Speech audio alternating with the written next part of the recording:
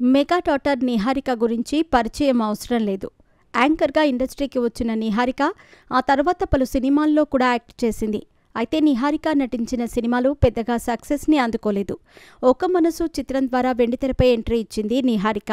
అనంతరం happy wedding, సూర్యకాంతం, సైరా నరసింహారెడ్డి సినిమాల్లో నటించింది. ఈ సినిమాలేవి నిహారికకి కలిసి రాలేదు. ఇక ఆ తర్వాత 2020 డిసెంబర్లో పెళ్లి చేసుకుంది. కానీ కొన్నాళ్లకే వారు విడిపోయారు. ఇక విడాకుల తర్వాత నిహారిక నటిగా ప్రేక్షకులను ఓవైపు అలరిస్తూనే మరోవైపు ప్రొడ్యూసర్గాను గుర్తుండిపోయే చిత్రాలను తీస్తుంది. అయితే నిహారిక సోషల్ మీడియాలోనూ పలు ఇంటర్వ్యూలోనూ తన పర్సనల్ విషయాలను నిర్మోహమాటంగా చెబుతూ ఉంటుంది.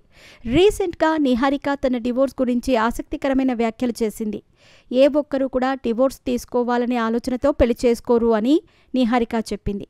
కొన్ని కఠిన నిర్ణయాలు మనల్ని బలవంతం చేస్తాయి.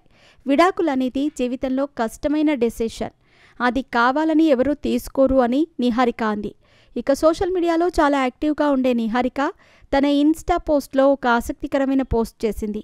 చిరంజీవి పెద్ద కూతురు సుస్మిత పుట్టినరోజు సందర్భంగా నిహారిక తన ఇన్స్టాలో సుస్మితతో దిగిన ఫోటో షేర్ చేస్తూ, నా పార్ట్ టైం అమ్మ, ఫుల్ టైం అక్క and all time best friend, నీకు పుట్టినరోజు శుభాకాంక్షలు, నిన్ను అత్యంత ప్రేమిస్తున్నాను అంటూ నిహారిక తన పోస్ట్లో పేర్కొంది.